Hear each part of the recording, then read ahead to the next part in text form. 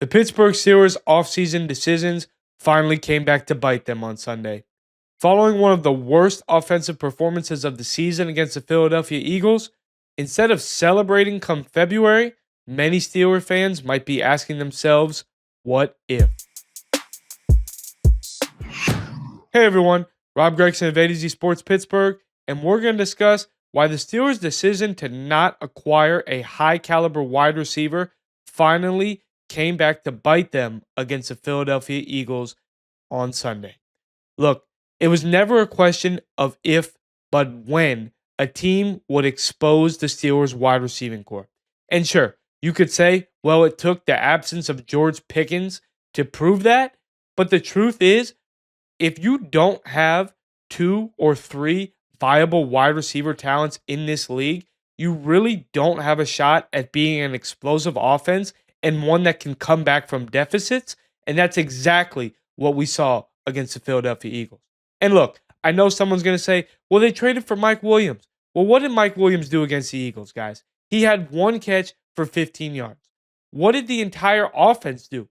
Russell Wilson threw for 128 yards passing, and the ground game couldn't get going because the Eagles secondary and Vic Fangio, their defensive coordinator, said, we dare you, Van Jefferson, to beat us. We dare you, Mike Williams, to beat us. We dare you, Calvin Austin, to beat someone in man coverage. And what happened?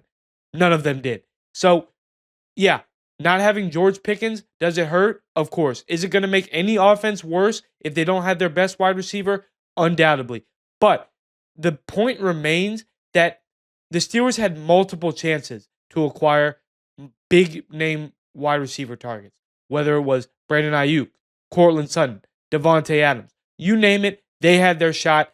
They decided to play the long game. They decided to hold on to their draft capital, and they decided to play hardball. And sure, that's typically worked out for them, and GM Omar Khan obviously swings a hot bat when it comes to his trades. But you just saw a Super Bowl contending team. You saw an Eagles team that has now won 10 in a row. Just put it on the Steelers defensively and say, your guys are not going to beat us running the ball. And we know you can't throw the ball because you only have one threat on the perimeter and he's not in the game. So even if George Pickens was healthy and they just decided to double him and take him out of the game, who was going to beat them? Who is going to beat the Baltimore Ravens next week if Pickens can't go? Who's going to beat the Kansas City Chiefs?